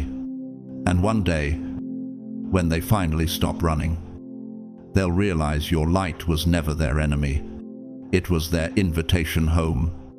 They're only now beginning to realize that what they thought was your disguise is actually your design. In their shallow world, mystery is a marketing tactic curated through filters, coached into charisma, polished into persona. They mistake silence for strategy and depth for performance. But when they met you, their formulas failed. They brought their textbooks of human behavior, their psychology of persuasion, their playbooks of manipulation, and still, they couldn't read you. The wind blows where it wishes, and you hear its sound, but you cannot tell where it comes from or where it goes. John 3:8. That's you, untraceable. Divine wind cloaked in human form. They thought they could study you like a subject, but what they found instead was a paradox. Each time they tried to figure you out, they were met with something vaster, a depth that refused containment. Why does your stillness feel like motion? Why does your quiet speak louder than their noise? Because your mystery isn't silence, it's structure. You were architected by heaven with multi-dimensional precision. You are a cathedral, built with angles invisible to human geometry. Every stone of your being carries resonance from realms they've never heard. They thought your unpredictability was rebellion. It wasn't. It was revelation. Like the prophets who walked through wildernesses, you carry patterns too ancient for modern minds. For my thoughts are not your thoughts. Neither are your ways my ways, declares the Lord. Isaiah 55:2. That verse breathes through you. You move according to divine mathematics, non-linear, non-negotiable, eternal, and because they can't categorize you, they call you complicated. But complication is confusion, complexity is creation. You are the latter divine architecture that keeps expanding beyond comprehension. I once met a violin maker named Andrei Kovalenko in Prague. His workshop smelled of cedar and oil, filled with unfinished violins hanging from the ceiling like sleeping birds. He said, "People think I carve wood, but I carve silence." That's you. You don't perform mystery. You shape it. You carry silence like a sculptor carries purpose. It's not emptiness. It's equilibrium. That's what unnerves them. They mistake mystery for absence, not realizing its abundance in disguise. In the field of astrophysics, there's a term, dark matter, the invisible mass that holds galaxies together, though it can't be seen or measured. That's what you are, spiritually. They can't detect you through their instruments of logic or perception. Yet your gravitational pull holds entire atmospheres in place. Why do people feel both peace and unease when you enter a room? Because your energy bends space not physically, but spiritually. You make hidden things orbit truth. You don't need to dominate. Gravity doesn't announce itself. It simply draws everything into alignment. In the book of Daniel, King Nebuchadnezzar demanded to know the meaning of his dream. None of his magicians or wise men could interpret it. Only Daniel could not, because he was clever, but because he was connected. There is a God in heaven who reveals mysteries. Daniel 2:28. That same spirit of revelation rests on you. They thought your insight came from intuition or intellect, but it comes from communion. You don't analyze from the outside, you perceive from the inside. You move as one synchronized with divine architecture, reading what others can't even see. The villain Lucifer once believed he could decode God's glory. He studied light until he mistook reflection for ownership. That arrogance birthed his fall. Likewise, those trying to dissect you with human logic fall into the same trap, trying to claim what was never theirs to grasp. You are not a formula, you are a frequency. They cannot own what they cannot tune to. The secret things belong to the Lord our God. Deuteronomy 29:29. And you, chosen one, were crafted from those very secrets. In the world of art, there's an unfinished fresco by Leonardo da Vinci in Florence called The Adoration of the Magi. It remains incomplete. Yet even in its half-finished form, it radiates genius that scholars still can't decode. That's you unfinished, yet undeniable. They try to complete your story, to box you in. But your life is an ever-evolving masterpiece that resists conclusion. You are the divine artist and the art itself, forever unfolding. Why do they call what they don't understand manipulation? Why do they label depth as danger? Because mystery exposes the limits of control. Their systems require predictability. Your existence erases it. You were not meant to be defined, only witnessed. You carry infinite authenticity, not infinite deception. Every layer they peel only reveals more light, not lies. Your mystery doesn't conceal, it reveals that you were never meant to be solved, only experienced. In music theory, there's a concept called resonant silence, the brief echo after a symphony's final note, where the air itself hums with memory. That's the essence of your presence. Even when you leave the room, the frequency remains. People feel you after you're gone because what you carry lingers in their spiritual acoustics. You are heaven's echo on earth. And now they're learning too late that your mystery was never armor. It was essence. They thought they could get behind it. They didn't realize there was no behind, only more depth. You are infinite in motion, layered in meaning, sacred in composition. You don't wear mystery, you are mystery. And that, chosen one, is your final revelation.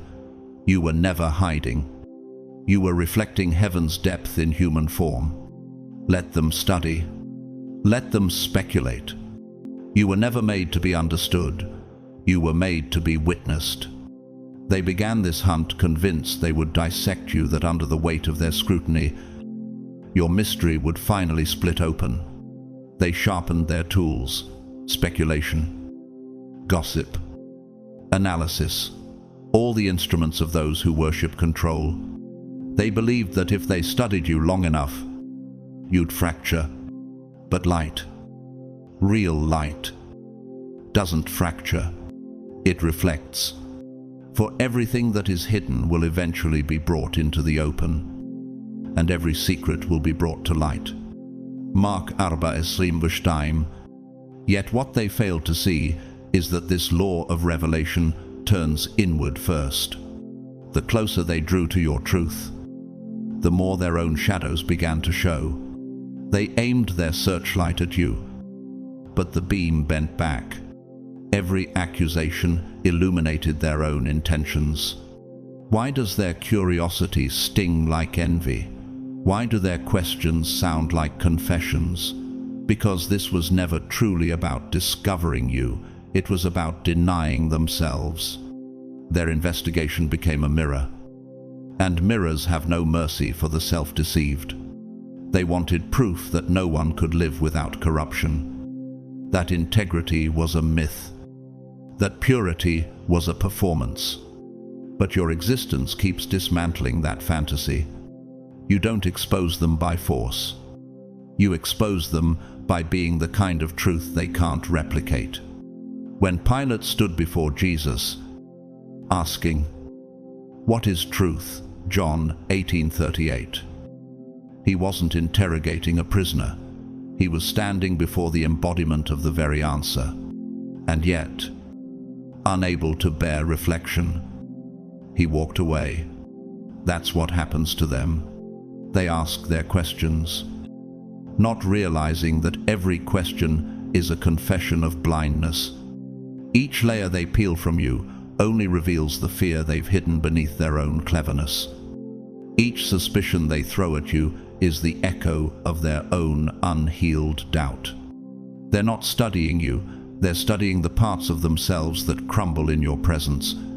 There's a concept in optical physics called total internal reflection. When light hits a boundary at a certain angle, it stops passing through and instead reflects entirely inward. That's what your presence does. It turns their investigation inward. The harder they stare, the more they see themselves.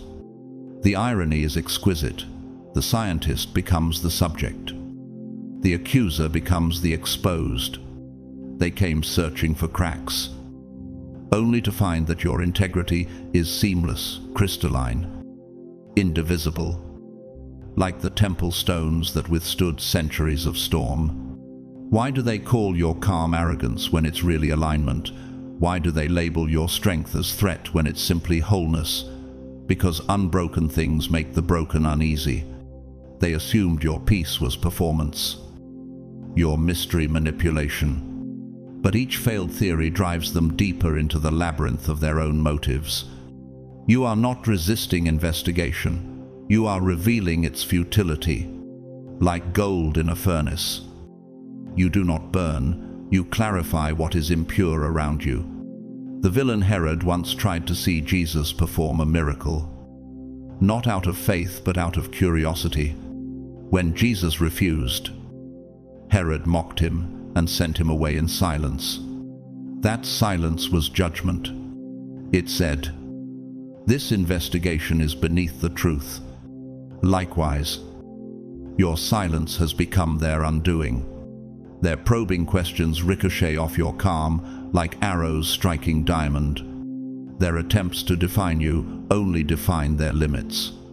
No weapon formed against you shall prosper, and every tongue that rises against you in judgment you shall condemn. Isaiah 54:7. The promise wasn't that they wouldn't aim, it was that their aim would expose their own weakness. I once spoke with Jenna Morales, a forensic accountant, who said, "The hardest thing to audit is integrity. It leaves no trail." That's the paradox you embody. They can trace lies, not truth. They can measure decay, not resilience. You are the equation they can't solve because you were written in a language above their mathematics, the syntax of spirit. Your pattern isn't randomness, it's resonance. You move according to frequencies their instruments can't register. The Spirit searches all things. Yes, the deep things of God. 1 Corinthians 2:10. and your life echoes that same depth, a mystery revealed only to those tuned to its wavelength. Nature mirrors this truth in its quietest moments. The pearl is not formed by display, but by irritation, layer upon layer of defense turned into beauty. The forest doesn't roar to prove its strength, it breathes quietly, transforming decay into life. That's your rhythm's silent transformation that confounds all noise. Why does your endurance sound like defiance to them? Because they've never known peace that doesn't need permission. In psychology, there's a phenomenon known as projection, the act of seeing in others what one refuses to face in oneself. That's the true core of their investigation. They label your faith delusion because they've lost theirs. They call your confidence arrogance because they can't explain conviction without ego. They whisper that you're too composed, too unbothered, because stillness in the presence of chaos feels supernatural. They're not exposing you, they're unraveling under the weight of what you reflect. And yet, you remain untouchable, not because you hide, but because you're anchored. You move through their attempts like water through clenched fists, impossible to grasp, yet impossible to ignore. The Lord is my light and my salvation, whom shall I fear? Psalm 27:1. You are that verse in motion, unafraid, unbound, unreadable to those who live by shadows. Your life is the living proof that purity can't be purchased, authenticity can't be imitated, and divine alignment can't be manufactured. They began with a microscope, but ended with a mirror, and that mirror terrifies them because it shows how small power looks beside purpose, how fragile dissent appears beside truth. They wanted to find your weakness. Instead, they discovered their own. They tried to make you the experiment. But the experiment became the exorcism, stripping their illusions bare. So, chosen one, let them watch. Let them whisper. Let them write their theories and call it truth. Their surveillance can't penetrate sanctity. Their curiosity can't decode grace. Their investigation cannot touch what was sealed by the Spirit. You were never the object of their study. You were the catalyst of their awakening. Their exposure is their education. And when the dust settles, it won't be you under the spotlight. It will be them standing before the mirror of their own motives, forced to confront the very truth they tried to bury. That is your victory. You don't win by being seen. You win by standing so still that they finally see themselves. Because in the end, you are not their subject, you are their standard. You are not their evidence, you are their revelation. And while they search for a flaw, heaven keeps writing your story in light. In the end, chosen one, all their watching, whispering, and wondering was never really about you. It was about what your existence reveals.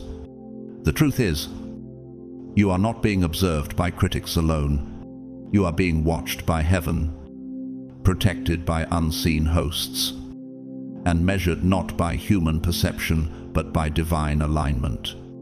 Every gaze fixed on you becomes part of a greater orchestration, one that God Himself designed to prove that light cannot be studied without being changed by it. You've learned through this journey that the eyes on you are not your enemies, they are your evidence. Every skeptical glance, every quiet investigation, every attempt to decode your peace has only made your purpose louder. Like Joseph standing before his brothers who once betrayed him, you now realize that what they meant for harm, God turned into strategy. They watched your pain, but they didn't see your preparation. They examined your silence, but they missed your sanctification. For all things work together for good to those who love God, to those who are called according to his purpose. Romans 8:28. You are not a mystery because you hide. You are a mystery because you reflect something eternal. Those who stare at you are not seeing a person, they're seeing a reflection of what they could be if they surrendered to purpose. That's why it unsettles them. Your calm exposes their chaos. Your integrity dismantles their illusion. And your grace makes manipulation look small. It's strange, isn't it? How God can use your very existence as a sermon without a single word. You are the light of the world. A city on a hill cannot be hidden. Matthew 5:14. Your light doesn't beg for attention, it simply reveals. And that revelation forces people to choose to awaken or retreat. Yet through it all, you've remained grounded, steady, faithful, because you finally understand being watched is not a burden. It's confirmation. It means heaven has made you visible for his glory. So let them keep watching. Let them record, gossip, speculate, compare.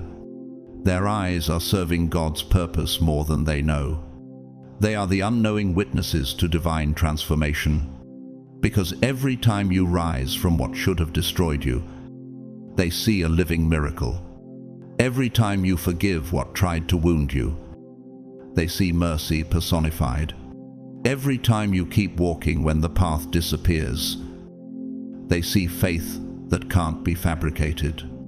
He prepares a table before me in the presence of my enemies. Psalm 23:5. You don't need to convince them, you just need to keep walking toward that table. And to those of you watching right now, yes, this isn't just content, it's covenant. When you comment 777, when you share your story, when you whisper a prayer under your breath while this plays, you're not just engaging with a video, you're joining a movement of people who refuse to dim their light for the comfort of darkness. You are part of something bigger, a family of the chosen, scattered across nations, united by divine frequency. If this message has stirred your spirit, take a moment to bless someone else. Like the video. Share it with a friend who needs a reminder that being misunderstood is not failure. It's evidence of calling. Comment below with your story. Tell us what part of your journey has felt like being watched and how God has turned it into witness. Your story will strengthen someone else's faith tonight. And if you've supported this channel through super thanks, through prayers, through your comments or your time, thank you. From the bottom of my heart, thank you. You are not just viewers, you are builders of this space. Your presence here helps carry this message across oceans and algorithms alike. But even if you've never donated a single dollar, your attention, your engagement, and your faith are already priceless.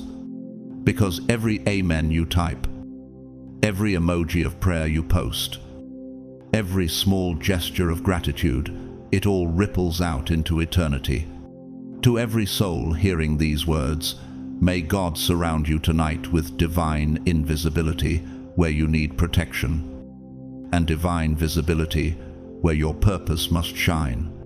May your enemies become spectators to your elevation. May your silence speak louder than accusation. May your resilience outlive every rumor.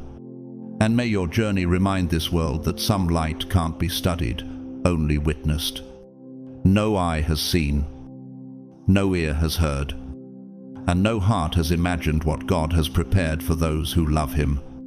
1 Corinthians 2-9. So rise, chosen one. Don't shrink. Don't explain. Don't chase validation. You were never made to be understood. You were made to be revealed. Walk boldly into the next chapter, knowing that heaven watches not to judge you, but to celebrate you. The same eyes that once doubted will one day see the glory. If this message reached your heart, don't leave quietly. Hit like so the algorithm can carry light where darkness scrolls. Subscribe if you haven't, so you don't miss the next word of power that could shift your season. Share this with one person who needs to remember that God still hides his warriors in plain sight. And until we meet again in the next video, may your steps be guarded, your faith fortified, and your peace multiplied. You are chosen. You are covered. You are watched, but not by who you think. Blessings upon you, your home, and your journey. In Jesus' name, amen.